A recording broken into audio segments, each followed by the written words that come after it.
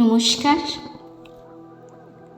বিধি চট্টোপাধ্যায়ের লেখা ভানু সিংহকে পাঠে আমি মৌসুমী সর্দার। আমার পায়ের শব্দ শুনেছ ভানু?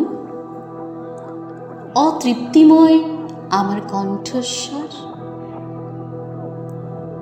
এসে আজকে খোলা চুলের মেঘে আবার ডাকছে এতদিনের পর। ভোরের রং আবছা এই সময়,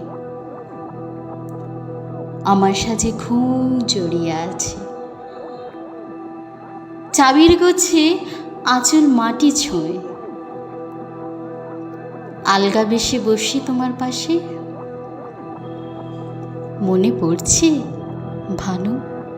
সত্যি বলো, সেদিনও সেই প্রভাত শুরুর আগে আমার দিকে ছেলে মানুষ চোখে আমি তখন হেসে কপট রাগে।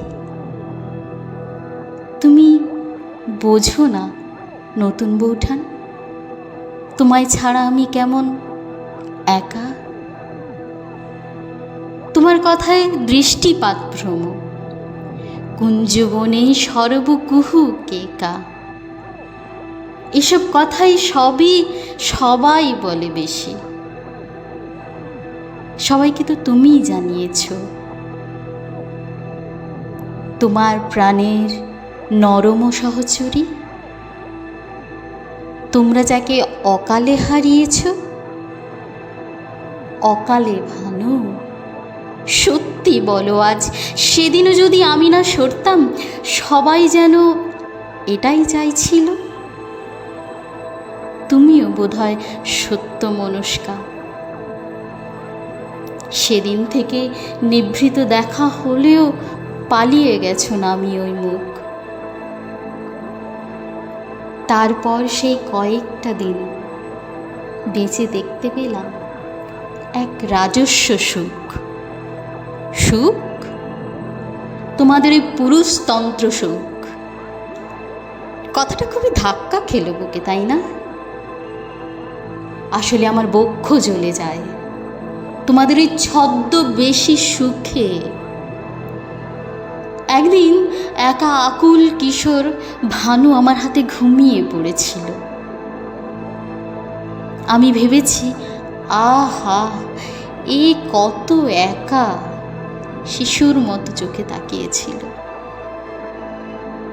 সেদিন আমার সবচেয়ে বড় ভুল, যে ভুল আমায় হ্যাঁচকা টানে আজও তোমার হেমাঙ্গিনী একা এসেছে ছেড়ে সকল লোক লাজ। আমার চোখে তাকাও ভানু সিংহ, প্রেমের সুধা স্নেহ মুছো না আর। আগুন শুধু ক্রোধের আগুন চোখে, দু চোখে বয় মত্ত হাহাকার। এই চোখে তুমি তখন পেয়েছিলে কবিতা লেখার প্রথম স্বীকৃতি। কদিন পরে সেই চোখে তুমি দেখো হতাশাময় নিঃস্ব বিকৃতি। আমার বয়স 20 পেরিয়ে গেলে অন্য হাওয়া লাগে তোমার গায়ে। আমাকে সবাই অপমানিত করে, তুমি হয়ে যাও রিক্ত নিরুপায়। তুমি আসলে খেলার সাথী চাও, তোমার বয়স 16 থমকে থাকে। আজ তোমার পঞ্চদশী বালা উস্কে দিচ্ছে নবীন দুরাশাকে। কিন্তু শোনো আমার ভানু সিংহ, নিবিড় তুমি নিশ্চিত আমারই, কারণ তুমি জানো না আমি তোমার লেখা বদলে দিতে